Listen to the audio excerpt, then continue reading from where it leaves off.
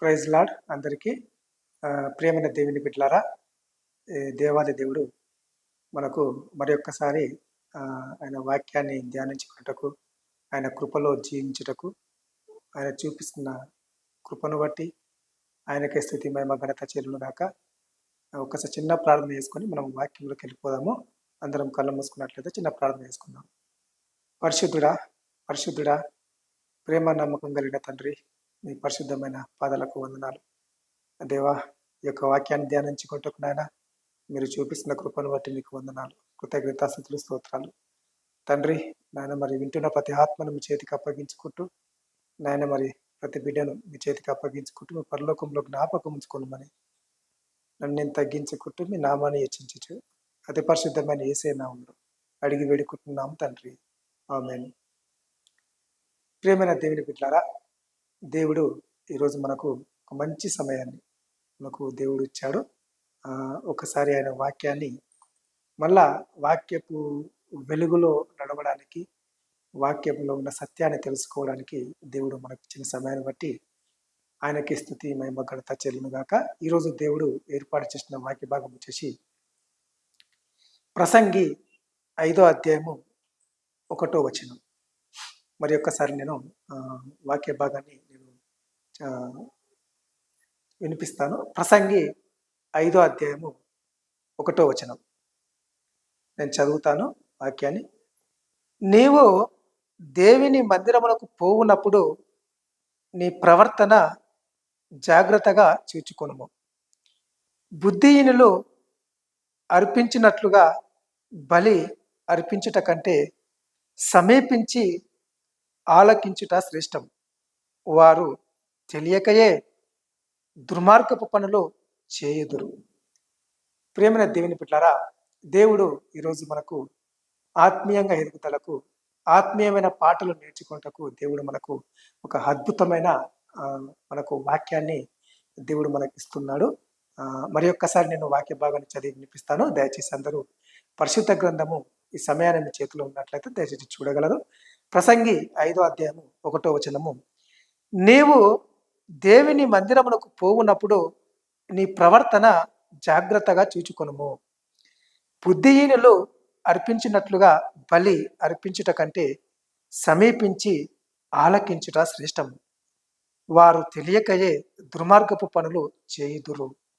ప్రేమన దేవుని బిడ్డలారా, ఎంతో శ్రేష్టమైన వాక్యము, ఎంతో అందమైన వాక్యము దేవుడు ఈరోజు మనకు అనుగ్రహిస్తున్నాడు. మనము వాక్యములోని ఒక్కొక్క వచనాన్ని వాక్యములోని మనం పరిశీలించినట్లయితే దేవుడు మనం ఈనాటి కాలంలో విశ్వాసులు మందిరానికి వెళ్ళేటప్పుడు వారి యొక్క ప్రవర్తన ఏ విధంగా ఉంది, మన యొక్క ప్రవర్తన మనం మందిరానికి వెళ్ళినప్పుడు ఏ విధంగా ఉంటుంది, మన ప్రవర్తన మంచిగానే ఉంటుందా? ఒక్కొక్కసారి మనము ఇందులో మనం వాక్య భాగంగా చూసినట్లయితే నువ్వు దేవుని మందిరానికి పోయినప్పుడు ప్రవర్తన జాగ్రత్తగా చూచుకోమని చెప్పి దేవుని వాక్యం హెచ్చరిస్తుంది మనకి ఈరోజు. మన ప్రవర్తన దేవుని మందిరానికి వెళ్ళేటప్పుడు విచ్చలవిడిగా ఉండే అవకాశాలు చాలా వరకు ఉన్నాయి. ప్రేమ దేవుని బిడ్డలారా, ప్రవర్తన అనేది ఒక వ్యక్తి జీవితాన్ని నడిపించేది. ఒక వ్యక్తి యొక్క జీవితంలోని జీవితాంతం ఆ యొక్క ప్రవర్తన మీద ఆధారపడి ఉంటుంది. మన ప్రవర్తన బాగలేకపోతే మనము దేవుని మందిరానికి వెళుతున్నప్పుడు కానీ ఎన్నో శ్రమలు, కష్టాలు వస్తుంటాయి.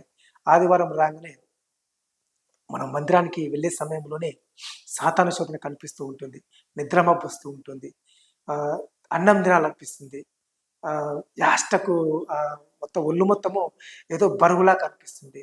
మనము ఆదివారం సమయంలోనే, ఆదివారము రోజే, పరిశుద్ధ దినము రోజే దేవుని మందిరానికి వెళ్ళేటప్పుడు కుటుంబంలో ఉన్న అందరూ ఏదో ఒక రీతిగా బలహీనంలో ఉంటాం. ఆ విధంగా బలహీనంలో ఉంటే మనకు దేవుడి వాక్యం ఏందో అర్థం కాదు. దేవుని మందిరానికి వెళ్ళేటప్పుడు సమయానికి మనం వెళ్ళలేము. దేవుని మందిరానికి వెళ్ళేటప్పుడు మనము పరిశుద్ధ గ్రంథాన్ని తీసుకుపోయేటప్పుడు మనం పరిశుద్ధ గ్రంథాన్ని మర్చిపోయేటట్లు కూడా ఉంటాం. దేవుని మందిరానికి వెళ్ళేటప్పుడు దేవుని మందిరానికి కావలసిన దేవుడిచ్చిన ఆ యొక్క వస్తువులు, పరిశుద్ధ గ్రంథం, ఆత్మీయంగా ఎదుగుదలకు కావాల్సిన పరిశుద్ధ గ్రంథము, పాటల బుక్కు మనం ఆ యొక్క సమయంలో మర్చిపోయే అవకాశాలు చాలా ఎక్కువగా ఉంటాయి. ప్రేమ దేవుని బిడ్డలారా, మరి ఆయన మందిరానికి వెళ్ళేటప్పుడు మన ప్రవర్తన ఎలా ఉంది? ఆయన మందిరానికి వెళ్ళేటప్పుడు మన ప్రవర్తన ఏ విధంగా ఉందనేది పదే పదే మనము నెమరు వేసుకోవాల్సిన అవసరం చాలా ఉంది. ప్రియమైన దేవుని బిడ్డలారా, మరి దేవుని మందిరానికి వెళ్ళేటప్పుడు ఆయన ఏమంటుండు, వాక్యం ఏమని సెలవిస్తుందంటే, నీవు దేవుని మందిరమునకు పోవునప్పుడు నీ ప్రవర్తన జాగ్రత్తగా చూచుకొనుము అని వాక్యం సెలవిస్తుంది.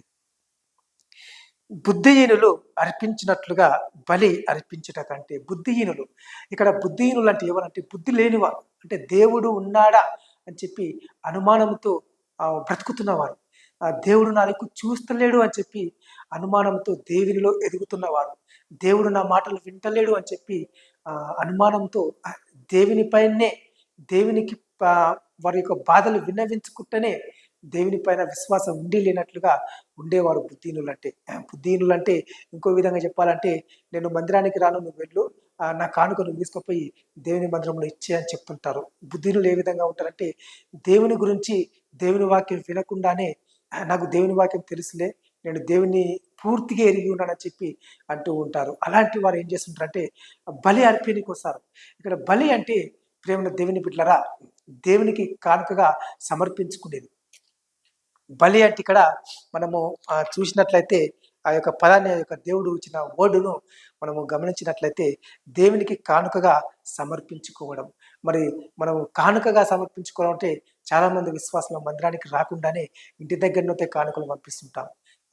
వృద్ధులు, యవనస్తులు, ప్రతి ఒక్కరము మరి దేవుని గురించి తెలియకనా, మరి దేవుని మాటలు అర్థం కాకనా, మరి దేవుని సన్నిధి ఎరగకనా, మరి దేవునిలో ఏ విధంగా ఎదగాలో కూడా అర్థం కాకనా, నాకు ఈరోజు ఉద్యోగం ఉంది, నేను వెళ్తాను, నువ్వు మందిరానికి కానుకలు తీసుకోపో అని చెప్పి అంటుంటారు. నేను మందిరానికి రాకుండా పర్లేదు, నా పేరు మీద రోజు ఒక కానుకేసి అని చెప్పి అంటుంటారు. నేను మందిరానికి వెళ్ళకుండా ఇంటి దగ్గర ఉన్న మందిరంలోనే ఉన్నట్టుగా చెప్పి అనుకుని ఆ దేవునికి దశమ భాగాలు పంపిస్తుంటారు. నేను మందిరానికి రాకుండా ఇంటి దగ్గరనే ఉన్నాను అని చెప్పి దేవునికి పిడికిలి బియ్యం పంపిస్తుంటారు. దేవునికి కానుక సమర్పించుకోవాలి, కానీ ఎలాంటి కానుక సమర్పించుకోవాలి? దేవుడు ఇలాంటి కానుకలు దేవుడు కోరుకోవట్లేదు. ప్రేమ దేవుని బిడ్డలారా, ఇలాంటి కానుకలు ఇచ్చిన వారమైతే ఇట్లా మనము బుద్ధిహీనులుగా అర్పించుకున్నట్టే ఉంటుంది. బుద్ధి లేని వారముగా దేవునికి కానుకలు అర్పించుకున్నట్టే ఉంటుంది. దేవునికి కానుక ఇవ్వడం అంటే మన ఆత్మను సమర్పించుకోవడం అని గమనించగలరని చెప్పి ప్రేమ దేవుని బిడ్డలారా, దేవునికి కానుకగా ఇవ్వడం అంటే బలి ఇవ్వడం, దేవునికి బలి అర్పించుకోవడం, దేవునిలో ఎదగడం. దేవుని మందిరానికి వెళ్ళిన తర్వాత దేవుడు ఉన్నాడు అని దేవుని పైన పూర్తి విశ్వాసం ఉంచి మన ఆత్మను దేవునికి, మన ఆత్మలో ఉన్న ఆలోచనను దేవునికి ఇచ్చుకోవడం. అందుకని ఇక్కడ దేవుని వాక్యం సెలవిస్తుంది, బుద్ధిహీనులు అర్పించినట్లుగా. గమనించండి ప్రియమైన దేవుని బిడ్డలారా, బుద్ధిహీనులు అర్పించినట్లుగా బలి అర్పించుట కంటే, బుద్ధిహీనులు అర్పించినట్లుగా బలి అర్పించుట కంటే సమీపించి, దేవుని మందిరానికి సమీపించి, దేవుని మందిరంలోనికి వచ్చి, దేవుని మందిరంలోని కూర్చొని, సమీపించి అంటే దేవునికి దగ్గరగా రావడం. దేవునికి దగ్గరగా రావడం అంటే మన ఆత్మను దేవునికి దగ్గరగా సమర్పించుకోవడం. సమీపించి దేవునికి సమీపించుకోవడము, ఆలకించుట ఆలకించుట శ్రేష్టం. ఎంతో అందకరమైన జీవితం. బుద్ధిహీనులు అర్పించినట్లుగా బలి అర్పించుట కంటే సమీపించి ఆలకించుట శ్రేష్టం. సమీపించి ఆలకించుట శ్రేష్టము. దేవుని దగ్గరికి వెళ్ళి, దేవుని మందిరానికి వెళ్ళి, దేవుని మందిరంలో కూర్చొని వాక్యము అతి భయభక్తులుగా ఉండి దేవునికి మన ఆత్మలో ఉన్న ఆలోచనను అప్పగించుకుంటూ దేవుడు చెప్తున్న వాక్యాన్ని మంచి ప్రవర్తనతోటి మనము కూర్చొని వినగలిగితే మన ప్రవర్తన జాగ్రత్తగా ఉంటుంది.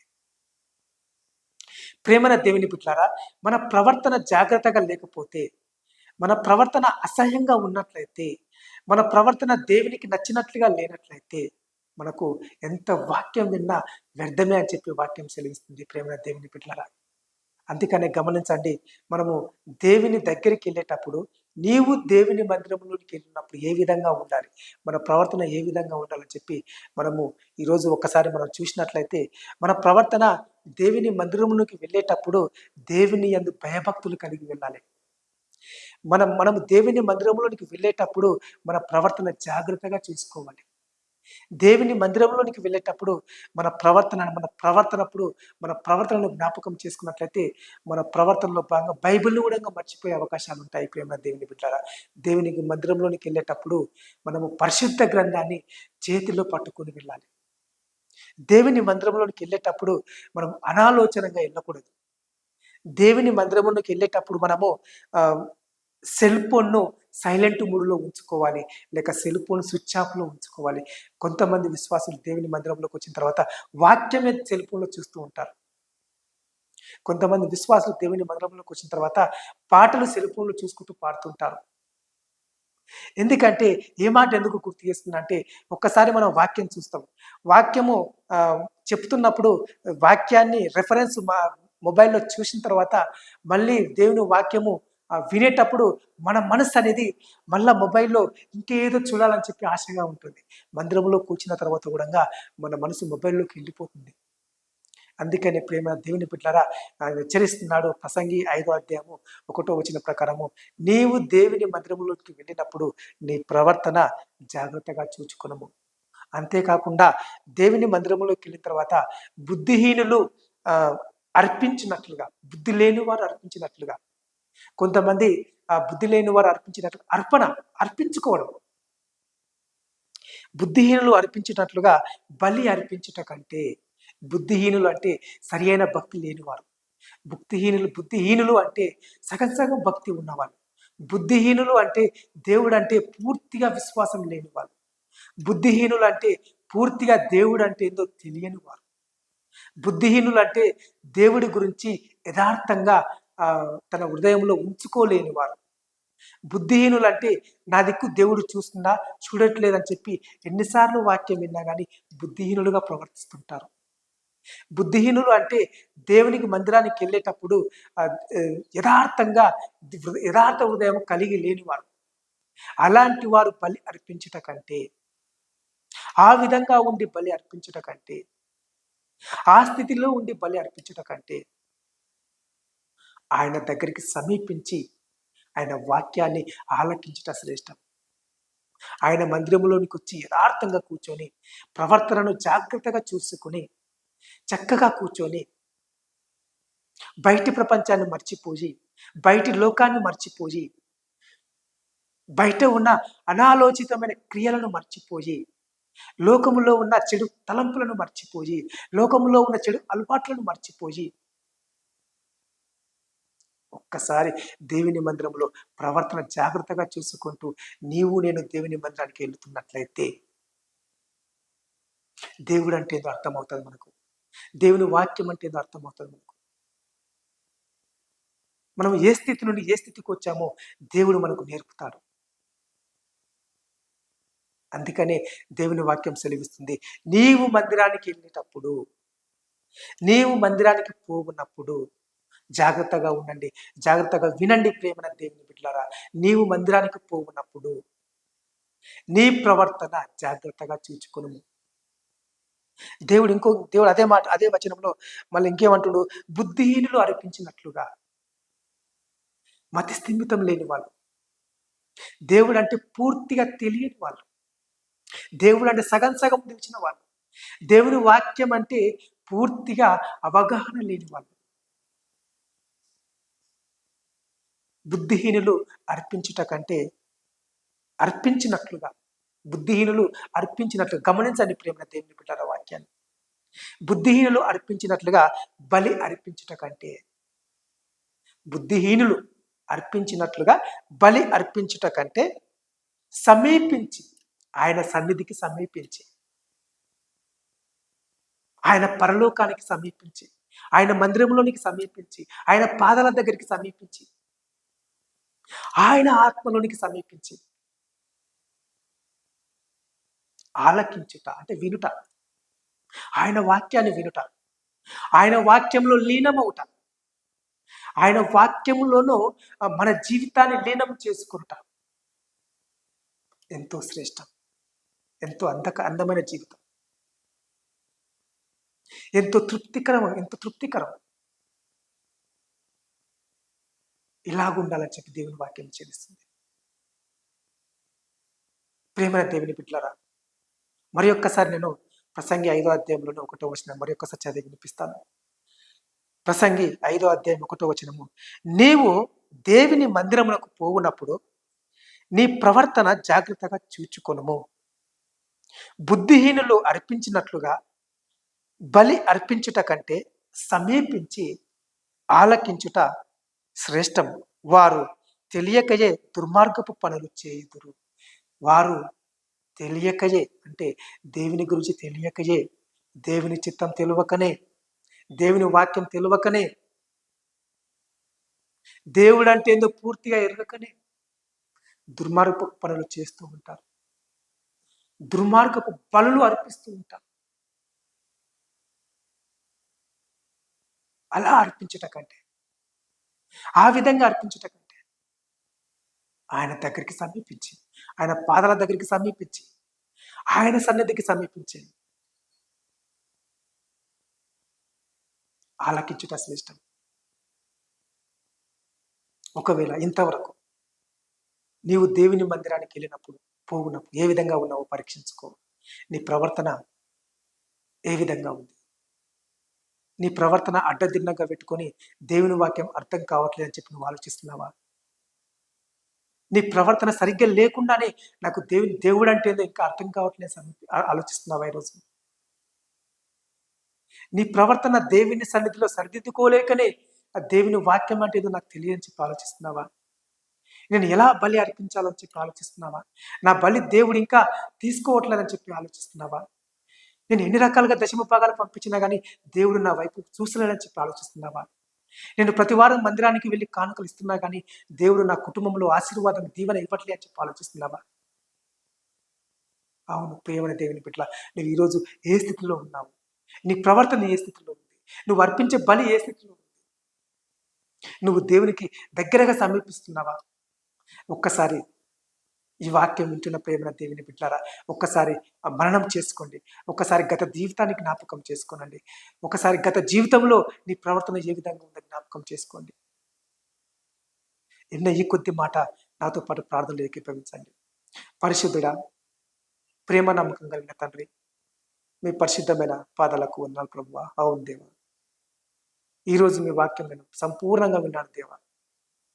ప్రసంగి 5:1 ఉన్న ప్రకారం తండ్రి, మా ప్రవర్తన ఎంతవరకు ప్రభువా నిజంగానే తండ్రి మేము బుద్ధిహీనులాగానే మా బలి అర్పిస్తున్నాం తండ్రి. నాయన మమ్మల్ని క్షమించు దేవా. తండ్రి, ఇప్పటి నుంచైనా మందిరానికి పోవునప్పుడు, నీ మందిరానికి వస్తున్నప్పుడు నేను నా కుటుంబముతో సహా తండ్రి యథార్థంగా బలి అర్పించుటకు పూర్తి కృపను దయచేయ ప్రభువా. అవును తండ్రి, తెలిసో తెలియకనో తప్పులు చేసుకుంటూ నా దేవుడు నాది చూస్తలేడని చెప్పి నేను పలుకుతున్నానేమో ప్రభువా, నన్ను క్షమించండి దేవా. ఇప్పటి నుంచైనా పూర్తి విశ్వాసంతో నా ప్రవర్తన జాగ్రత్తగా చూసుకొని మందిరానికి వచ్చి శ్రేష్టమైన వాక్యం వినటకు మీ కృపను అనుగ్రహించండి దేవా. నాయన, ఈ వాక్యం వింటున్న ప్రతి ఆత్మను దీవించి ఆశీర్వదించండి. వింటున్న ప్రతి కుటుంబాన్ని దీవించి ఆశీర్వదించండి. ఉంటున్న ప్రతి యవనస్తురాలను తండ్రి జ్ఞాపకం ఉంచుకునండి ప్రభువా. వారి వారి కుటుంబాలలో, వారి వారి వ్యక్తిగత జీవితంలో మీ ఆశీర్వాదాలు దీవెనలు మెండుగా ఇచ్చేసి మీరే మహిమ పొందమని మమ్మల్ని మేము తగ్గించుకుంటూ మీ నామాన్ని హెచ్చించచ్చు అతి పరిశుద్ధమైన యేసయ్య నామములో అడిగి వేడుకుంటున్నాం తండ్రి. ఆమేన్.